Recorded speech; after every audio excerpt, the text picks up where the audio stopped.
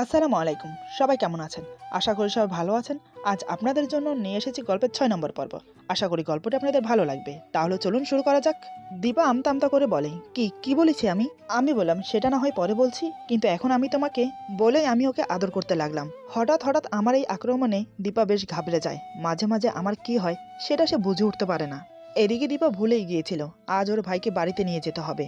হসপিটালের শেষ দিন আজ। হঠাৎ মনে পড়তেই দীপা বলে, আরে ছাড়ুন, হসপিটালে যেতে হবে তাড়াতাড়ি, আজ ভাইকে ছেড়ে দেবে। ওকে বাসায় নিয়ে যাওয়ার কথা, এমনিতে অনেক দেরি হয়ে গেছে, সেই সকালে এসেছি, এখন রাত হতে চললো। মা নিশ্চয় চিন্তা করছে আমার জন্য। প্লিজ এমন করবেন না, কথা দিচ্ছি কাল আমি আবার আসবো। আমি বললাম, প্লিজ আর একটু সময় দাও, তারপর আমি তোমাকে হসপিটালে পৌঁছে দেব। দীপা বলে, আপনি বুঝতে পারছেন না কেন আমার এখন হসপিটালে যাওয়াটা কতটা জরুরি? প্লিজ আজকের জন্য আমাকে ছেড়ে দিন। দীপার পিড়াপিড়িতে আমি ওকে ছেড়ে দিলাম। আমি বললাম, ঠিক আছে চলো। দীপা আমার চেহারার দিকে তাকিয়ে বেশ বুঝতে পারলো এই মুহূর্তে ওকে ছাড়ার কোনো ইচ্ছেই আমার ছিল না। মুখে একটা বিরক্ত ছাপ ফুটে উঠেছে আমার। দীপা তখনও খাটে বসে আমার দিকে তাকিয়ে আছে। আমি টি শার্ট পরে নিয়ে বললাম, কি হলো, চলো। দীপা কিছু না বলে উঠে এলো, তারপর আমার পিছু পিছু এসে গাড়িতে উঠে বসলো। আমি গাড়িতে উঠে বসে গাড়ি চালিয়ে দিলাম। কিছু দূর আসতে একটা রেস্টুরেন্ট চোখে পড়লো। সকাল থেকে মেয়েটির কিছু খাওয়া হয়নি, তাই গাড়িটা একপাশে দাঁড় করালাম। দীপা বলে, কি হলো, গাড়ি এখানে থামালেন যে? আমি বললাম, তুমি একটু বসো, আমি এখনই আসছি। এই বলে আমি গাড়ি থেকে নেমে রেস্টুরেন্টে চলে গেলাম। 10 মিনিট পর কিছু খাবার নিয়ে ফিরে এলাম। গাড়িতে উঠে বসে দীপার হাতে খাবারগুলো দিলাম। দীপা বলে, এগুলো কি? আমি বললাম, সকাল থেকে এই পর্যন্ত তো কিছুই খাওয়া হয়নি, তাই তোমার জন্য খাবার নিয়ে এলাম, গাড়িতে বসে খেয়ে নাও। দীপা বলে, আমার জন্য শুধু শুধু খাবার আনতে গেলেন কেন? আমি বললাম, তুমি তো খিদে সহ করতে পারো না, তাই এগুলো আনা, এখন চুপচাপ খেয়ে নাও। গাড়ি চলা অবস্থায় খেতে পারবে নাকি এখানে দাঁড় করিয়ে রাখবো? দীপা বলে, এমনিতে অনেক লেট হয়ে গেছে, আমি খেতে পারবো, আপনি গাড়ি চালান। আমি ওর কথা মতো গাড়ি চালিয়ে দিলাম। দীপা খাবারের প্যাকেট খুলে মুখে দিতে যাবে, ঠিক তখনই মনে পড়লো আমার কথা। সে মনে মনে বলে, লোকটা তো সকাল থেকে কিছু খায়নি, কাল রাতে ঠিকমতো খেয়েছে কিনা কে জানে, কিছু শেয়ারও করে না। এই ভেবে সে আমাকে বলে, আপনিও তো কিছু খাননি, আপনি খাবেন না? আমি বললাম, আমার জন্য চিন্তা করতে হবে না, তুমি খেয়ে নাও, আর তাছাড়া আমি গাড়ি চালাচ্ছি, এই অবস্থায় খেতে পারবো না। দীপা আবার মনে মনে বলে, ওনাকে ছেড়ে আমি খাবারটা খেলে ঠিক হবে? লোকটা না খেয়ে থাকবে আর আমি খাবো, এটা কেমন দেখায়? দীপা বলে, গাড়ি একপাশে দাঁড় করান। আমি বললাম, কেন, আবার কি হলো? দীপা বলে, কারণ খাবারটা আমরা দুজন মিলে খাবো, তাই। আমি বললাম, আমি পরে খেয়ে নেব, তোমার দেরি হয়ে যাচ্ছে। দীপা বুঝতে পারলো এই লোক গাড়ি থামাবে না, তাই সে আবার কি যেন ভাবলো। হঠাৎ সে আমার মুখের সামনে খাবার তুলে ধরলো। আমি তো অবাক, দীপা আমাকে খাইয়ে দিচ্ছে, কিন্তু আমি খাবো কেন? আমি বললাম, আমি খাবো না। দীপা বলে, কেন খাবেন না? আমি বললাম, তোমার হাতে আমি খাবো কেন? দীপা বলে, ও, আমি গরিব ঘরের মেয়ে বলে আমার হাতে খেতে পারবেন না, আর এমনিতেও আপনার বউ হওয়ার যোগ্যতা রাখি না, আমার হাতে আপনি কেন খাবেন? আমি তো আমার অকাত ভুলে গেছি। এই বলে খাবারের প্যাকেট বন্ধ করে রেখে দিল। আমি বললাম, খাবার খাচ্ছ না কেন? দীপা বলে, এমনি, খিদে নেই। এই বলে মুখ গোমরা করে অন্যদিকে ফিরে আছে। আমি ওকে এক নজর দেখলাম, গালে এখনো 5 আঙ্গুলের দাগ কালো হয়ে বসে আছে।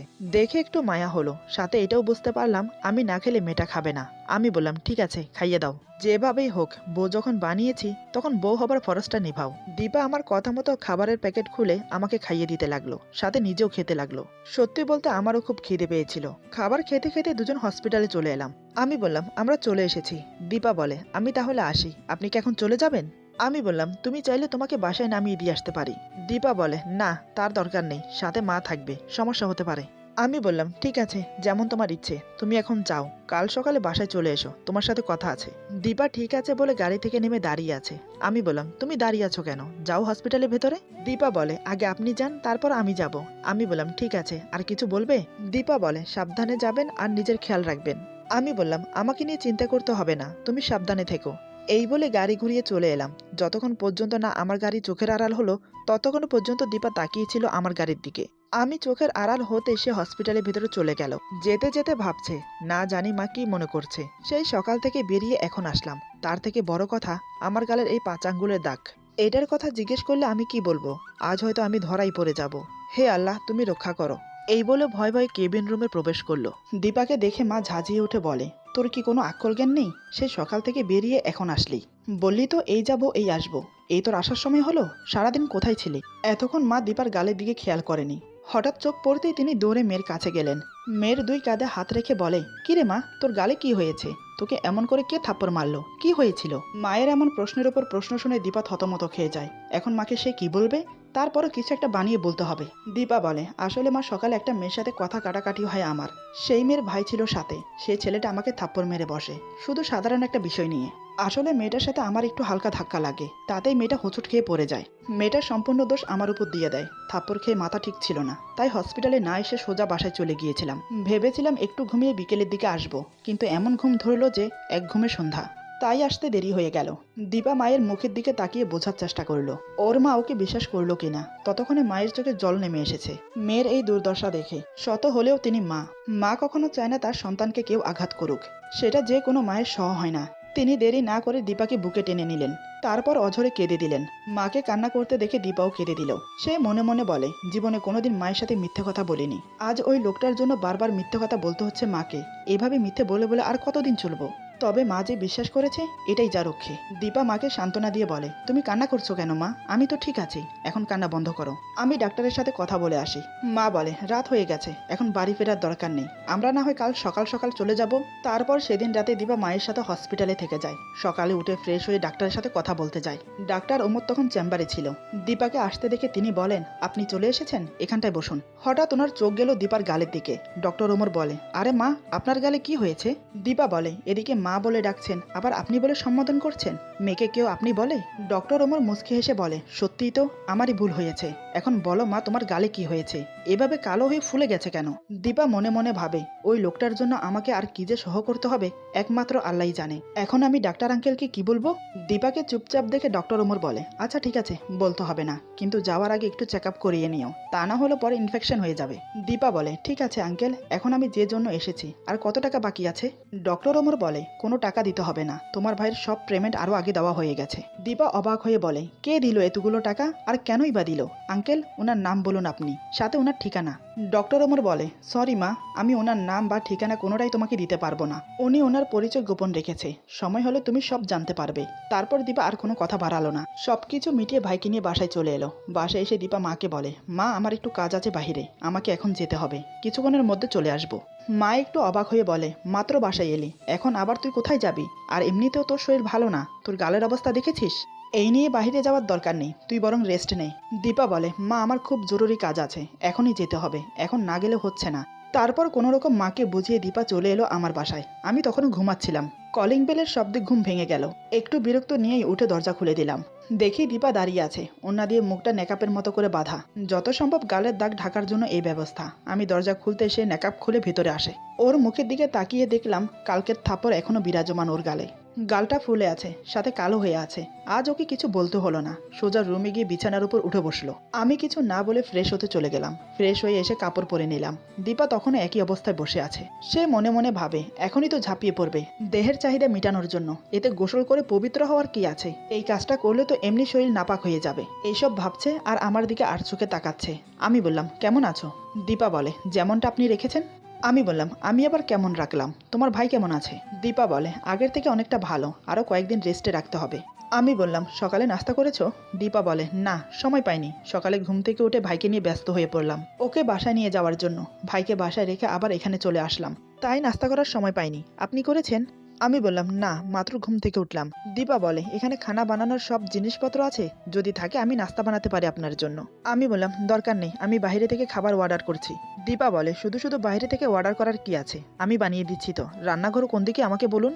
আমি বললাম, রুম থেকে বেরিয়ে ডানে চলে যাও, লাস্টের ঘরটাই রান্নাঘর, তবে রান্নাঘরে কি আছে না আছে আমি জানি না, গিয়ে দেখো কি লাগবে, আমি এনে দিচ্ছি। দীপা বলে, ঠিক আছে, আমি দেখছি। এই বলে সে রান্নাঘরে চলে গেল। তারপর রান্নাঘরের সবকিছু চেক করে কি কি নেই একটা লিস্ট তৈরি করে আমাকে দিল। আমিও কোনো কথা না বাড়িয়ে চলে গেলাম নিচে। গাড়ি নিয়ে বেরিয়ে মার্কেট থেকে সবকিছু নিয়ে এলাম। আসলে মাঝে মাঝে বাসায় না গেলে এখানে রান্না করে খেতে হয়, তবে আমি রান্না করতে পারি না। ঘরের কাজ করার জন্য যে মহিলা রেখেছি ওনাকে বললে মাঝে মাঝে রান্না করে দেয়, তার জন্য এক্সট্রা কিছু টাকা দিতে হয়, তাতে কোনো সমস্যা না। কিন্তু আজ দীপা আমার জন্য রান্না করছে ভেবে মনের ভিতর একটা আনন্দের শিহরণ খেলে উঠল। এদিকে দীপার মনে নানান কথা ঘুরপাক খাচ্ছে।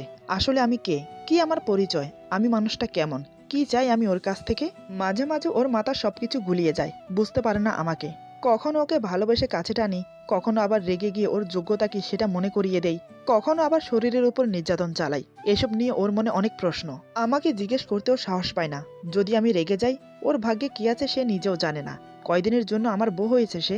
আজ আমি ওকে ডেকেছি কিছু কথা বলার জন্য। কি বলবো আমি, এসবই ভাবছে বসে বসে দীপা। ওর যেন ভাবনারই শেষ হচ্ছে না।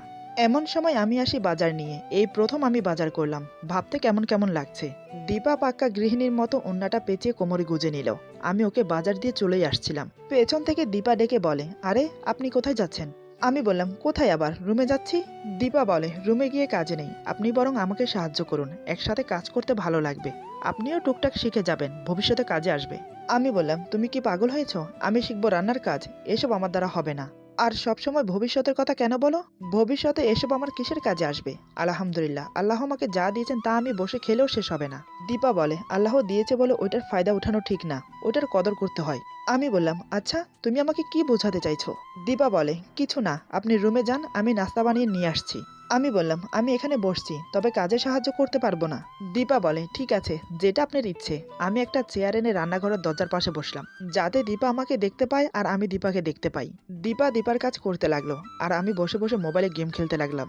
এদিকে দীপা একটু পরপর আর চোখে আমাকে দেখছে, সেটা আমার চোখ এড়ালো না। আমি না তাকিয়ে বললাম, আমাকে এভাবে দেখতে হবে না, আমাকে দেখার অনেক সময় পাবে, এখন দেখে শুনে কাজ করো, আবার হাত না কেটে ফেলো।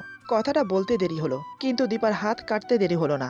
দীপা কুকিয়ে ওঠে, হাত চেপে ধরলো। হাতের শাহাদাত আঙ্গুল অনেকটা কেটে গেছে, সেখান থেকে টপ টপ করে রক্ত ঝরে পড়ছে। আমি দেখে ছুটে গেলাম ওর কাছে, সাথে সাথে ওর আঙ্গুলটা মুখে ঢুকিয়ে চুষতে লাগলাম। দীপা ব্যথা ভুলে গিয়ে আমার দিকে তাকিয়ে আছে। দীপা বলে, আরে আরে কি করছেন আপনি? দেখছি ডায়ানদের মতো আমার সব রক্ত চুষে খেয়ে ফেলছেন, ছাড়ুন বলছি। আমি মুখ থেকে আঙ্গুল বের করে বললাম, ওইটাকে ডায়ান বলে না, ডাইনি বলে যে। আর আমি শুধু শুধু ডাইনি হতে যাব কেন? আমি পুরুষ, কোনো নারী না। যত দূর জানি মেয়েরা হয় ডাইনি। আর আমি এটাও শুনেছি আঙ্গুল কেটে গেলে মুখে ঢুকিয়ে চুষলে নাকি রক্ত পড়া বন্ধ হয়ে যায়। দীপা বলে, আমি জানি ডাইনি কাকে বলে, কিন্তু এখানে কোনো মেয়ে আমার রক্ত চুষে খাচ্ছে না, খাচ্ছে একজন পুরুষ। তাহলে সে ডাইনি কিভাবে হবে? তাকে তো বলা উচিত ডায়ান। এখন ছাড়ুন, আঙ্গুলটা কিছু দিয়ে বেঁধে রান্নাটা শেষ করি। আমি বললাম, আর রান্না করতে হবে না, তুমি এখানে বসো, আমি ব্যান্ডেজ করে দিচ্ছি। দীপা কিছু না বলে বসে পড়ল। আমি ফাস্টিং বক্স এনে ওর আঙ্গুল ব্যান্ডেজ করে দিলাম। আমি বললাম, চলো রুমে। দীপা বলে, আপনি রুমে গিয়ে বসুন, আমি 10 মিনিটের মধ্যে নাস্তাটা বানিয়ে আসছি। আমি বললাম, লাগবে না, আমি বাইরে থেকে অর্ডার করছি। দীপা বলে, দেখুন আমি পারবো, সামান্য আঙ্গুলই তো কেটেছে, ওতে কিছু হবে না। আমি আর কিছু বললাম না। দীপা 10 মিনিটের মধ্যে নাস্তা বানিয়ে রুমে চলে এলো। তারপর দুজন একসাথে বসে নাস্তা করলাম। না, মেয়েটার হাতের রান্নাও ভালো। নাস্তা করার পর দীপা বলে, আপনার কি যেন বলার ছিল, বলুন শুনি। আমি বললাম, তেমন কিছু না, এটুকুই বলার ছিল যে আজ থেকে তুমি আমার কাছে থাকবে, মানে এই বাসায়। আমার কথা শোনার সাথে সাথে দীপা উঠে দাঁড়িয়ে বলে, কি, আপনার মাথা ঠিক আছে তো? আমি বললাম, এখানে আশ্চর্য হওয়ার কি আছে, আমি তোমাকে বিয়ে করেছি, সেই অনুযায়ী তুমি আমার সাথে থাকবে, এটাই সিম্পল। দীপা বলে, দেখুন আপনার আমার বিয়েটা কোনো সাধারণ বিয়ে হয়নি, আপনি আমাকে জোর করে তুলে এনে বিয়ে করেছেন, যে বিয়েতে আমার কোনো সম্মতি ছিল না। আর এমনিতেও আমার ফ্যামিলির আমি ছাড়া আর কেউ নেই, তাদের দায়িত্ব আমার উপর আছে। আমি জব করে আমার পরিবারকে চালাতে হয়, আমি যদি না থাকি তাহলে তাদের কি হবে, আপনি একবার ভেবে দেখেছেন? আমি বললাম, ওইসব বলে আমাকে কোনো লাভ নেই, তুমি আমার সাথে থাকছো, এটাই ফাইনাল। দীপা বলে, আমি কখনোই আপনার সাথে থাকতে পারবো না, আমাকে আমার মতো করে থাকতে দিন, দয়া করে আমাকে ডিভোর্স দিয়ে দিন। আমি বললাম, এত সহজে ছাড়ার জন্য তো আমি তোমাকে বিয়ে করিনি, তোমাকে আমার চাই। দীপা বলে, আপনার শুধু আমার দেহটা চাই, তাই তো? পেয়ে যাবেন, আমি দিনে একবার করে এসে আপনার চাহিদা পূরণ করে যাব। তারপরও আমাকে জোর করবেন না আপনার সাথে একই ছাদের নিচে বসবাস করতে। আমি বললাম, কেন, আমার সাথে থাকতে তোমার অসুবিধা কোথায়? দীপা বলে, আরে আপনি কেন বুঝতে পারছেন না, আমার মা এই ব্যাপারে কিছুই জানে না, আমার মা আমাকে খুব বিশ্বাস করে। মা যদি জানতে পারে আমার সাথে কি কি হচ্ছে বা আমি কি কি করে বেড়াচ্ছি, তাহলে কি হবে সেটা ভেবেই আমি ভয় পাচ্ছি। দেখুন, আমি খুব সাধারণ ঘরের মেয়ে, বাবা মারা গেছে সেই কবে, অনেক কষ্টে আমাদের সংসার চলে। ওদের যেমন আমি ছাড়া কেউ নেই, ঠিক তেমনি আমারও ওরা ছাড়া কেউ নেই। তাই আমাদের মতো করে বাঁচতে দিন, দয়া করে আমাকে ছেড়ে দিন। আমি যদি অজান্তে কোনো ভুল করে থাকি, এই আমি হাত জোর করে বলছি, দয়া করে আমাকে ক্ষমা করে দিন। এই বলে দীপা হাত জোর করে আমার সামনে কান্না করে দেয়। আমি কিছুক্ষণ ওর দিকে তাকিয়ে রইলাম, কিন্তু আমার একটাই কথা, ওকে আমার সাথেই থাকতে হবে। অপমান করা, এতগুলো মানুষের সামনে থাপ্পড় মারা, সব মনে আছে আমার, কিছুই ভুলিনি আমি। আমি বললাম, তোমার নেকা কান্না বন্ধ করো, এই নেকা কান্নায় মাহিনীর মন গলবে না। তুমি আমার সাথে থাকবে আর এই বাড়িতেই থাকবে। সেটা তুমি কিভাবে আসবে তা তুমি জানো, আমি তোমাকে সময় দিতে পারি, মাত্র 2 দিন। এই 2 দিনের মধ্যে তুমি এখানে চলে আসবে। যদি না আসো তাহলে মনে করো তোমার কপালে দুর্গতি আছে। আমার কথা শুনে দীপা একটু রেগে যায়। সে উঠে এসে আমার সামনে দাঁড়িয়ে চোখে চোখ রেখে বলে, সবসময় ভয় দেখান কেন? কি করবেন আপনি? মেরে ফেলবেন তাই তো? তাই ভালো, ধুকে ধুকে মরার চেয়ে একেবারে মরে যাওয়াই ভালো, তারপরও তো আপনার হাত থেকে মুক্তি পাবো। এতক্ষণ ওর সাথে বকবক করতে করতে আমার রাগ যে হচ্ছিল না তা কিন্তু নয়, এখন ওর চাপা রাগ দেখে আমার মাথায় আগুন ধরে গেল। আমি এক হাতে ওর চুলের মুঠি ধরে অন্য হাতে কোমর পেঁচিয়ে নিজের কাছে টেনে বুকের সাথে মিশিয়ে নিলাম। চুল শক্ত করে ধরাতে দীপা ব্যথা ছটপট করছে আর দু হাতে চুল ছাড়ানোর চেষ্টা করছে। দীপা বলে, প্লিজ আমাকে ছেড়ে দিন, আমার খুব লাগছে। আমি বললাম, তোকে ছাড়ার জন্য তো ধরিনি, তোকে আমি এভাবে মরতে দেব না, তোকে আমি ধুকে ধুকে মারবো। আমার কথা যদি না শুনিস তাহলে মনে রাখিস, তোর বাড়ি গিয়ে সবার সামনে বলে দেব মাত্র 10,000 টাকার জন্য তোর দেহ তুই আমাকে বিক্রি করে দিয়েছিস। তখন তোর সম্মান কতটুকু থাকবে একবার ভেবে দেখেছিস? তার চেয়ে ভালো নয় কি সম্মানের সাথে আমার সাথে থাকা? আর আমার সাথে তো তুই অবৈধভাবে থাকছিস না, বিয়ে করেছি আমি তোকে, আমার সম্পূর্ণ অধিকার আছে তোর উপর। দীপা আমার কথা শুনে আর আমার কাণ্ড দেখে ভয়ে তিত্তির করে কাঁপছে, তার সাথে ওর গোলাপি ঠোঁট জোড়াও কাঁপছে। আমি ওর ঠোঁটের দিকে তাকিয়ে আছি, সেখানে তাকাতেই নেশে বিবর হয়ে গেলাম। আমি হঠাৎ ওর চুল ছেড়ে দিয়ে ঠোঁটের উপর একটা আঙ্গুল রেখে বুলাতে লাগলাম। সেভাবেই তাকিয়ে থেকে বললাম, কেন এমন করছো দীপা? আমি যে তোমার সঙ্গ চাই, তোমাকে নিজের কাছে রাখতে চাই, আমি অতটাও খারাপ ছেলে না যতটা তুমি ভাবছো।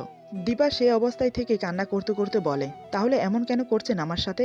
কি চান আপনি আমার কাছে? কেন আমার পিছু ছাড়ছেন না? কোনো অংশে আমি আপনার যোগ্য না, আমি তো আপনার সঙ্গ চাই না, আমি আপনার থেকে মুক্তি চাই। আমি ওর কোমর ধরে আরো নিজের কাছে টেনে বললাম, কেন বলো তো, আমি তোমাকে আদর করলে তোমার ভালো লাগে না? দীপা বলে, না আমি আপনাকে সহ করতে পারি না, আর কতবার বলবো বলুন তো, আমি আপনাকে কোনোভাবেই মেনে নিতে পারবো না। ওর কথা শুনতে শুনতে আমি রাগে ওর কোমর খামচে ধরলাম। এতক্ষণ যে হাত দিয়ে ওর ঠোঁট আদর করছিলাম সেই হাত দিয়ে ওর গাল টিপে ধরলাম। আমি বললাম, কেন রে, এক পুরুষের সঙ্গ তোর ভালো লাগছে না? তোর কি 1000 পুরুষের সঙ্গ লাগবে? বাজারের মেয়ে হতে চাস? আমি তোকে সম্মানের সাথে রাখতে চাচ্ছি, সেটা তোর ভালো লাগছে না? তোর আর কয়টা পুরুষের সঙ্গ চাই বলতো? তোদের মতো মেয়েরা বাজারের মেয়ে হতে খুব পছন্দ করিস। সমস্যা নেই, এখন ধৈর্য ধরে আমার কাছে থাক, যখন আমি তোকে ছেড়ে দেব তখন একটা নয় 1000টা পুরুষের সাথে যত মন চায় নিজের চাহিদা মিটিয়ে নিস। কিন্তু আমার এখন কথা একটাই, তুই আমার সাথেই থাকবি এখন থেকে, যতক্ষণ পর্যন্ত না আমি তোকে ছাড়ছি। তোর ফ্যামিলির চিন্তা করতে হবে না, সেই দায়িত্ব আমি নেব। এইদিকে আমার এই আচরণে দীপা ভেঙে পড়েছে। শারীরিক আর মানসিক নির্যাতন মেয়েটা আর সহ করতে পারল না।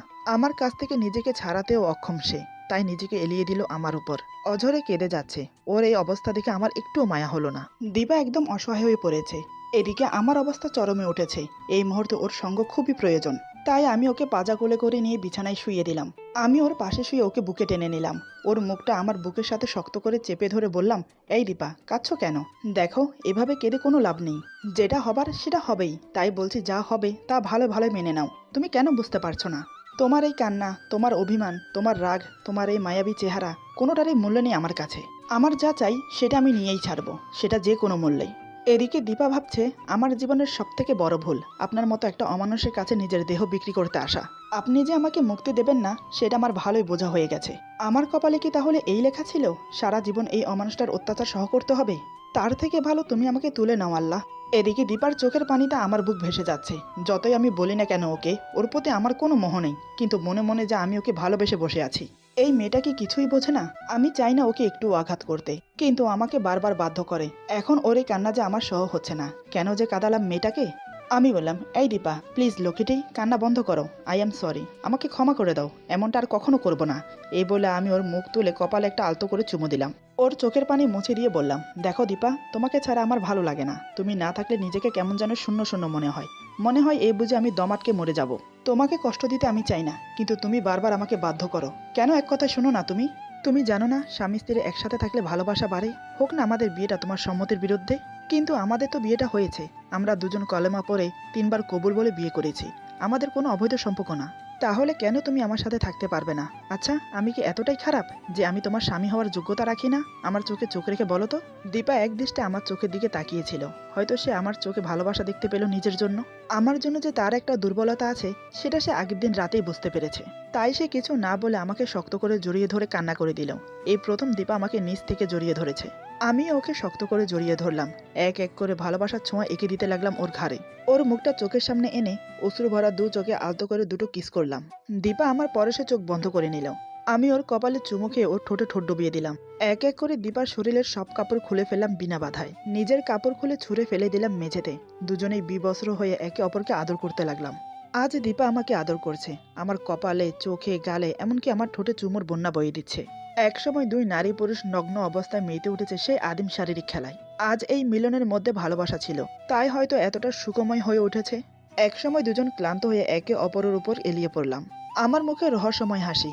আমার হাসিটা ঠিক দীপার হজম হলো না। সে আমাকে প্রশ্ন করে বসলো, আপনি এমন হাসছেন কেন? দীপার কথার প্রতি উত্তরে আমি হঠাৎ যা বললাম তা শুনে দীপার মাথায় যেন আসমান ভেঙে পড়লো। ও ভাবতে পারছে না মানুষ এতটা নীচ, এতটা জঘন্য কিভাবে হতে পারে। নিজের প্রতি নিজেরই ঘৃণা হতে লাগলো ওর। রাগে ক্ষোভে ইচ্ছে করছে নিজেকে শেষ করে দেয়। ওই যে বলে না, পিছু টান, তার জন্য মানুষ মৃত্যুর জন্য 1 কদম এগিয়ে 10 কদম পিছিয়ে আসে। দীপারও তাই অবস্থা। এরপর যা হলো, আজকের গল্প এখানে সমাপ্ত। গল্পের বাকি অংশ পেয়ে যাবেন আগামী পর্বে। আশা করি গল্পটি আপনাদের ভালো লাগবে। সবাই ভালো থাকবেন, সুস্থ থাকবেন। আল্লাহ হাফেজ।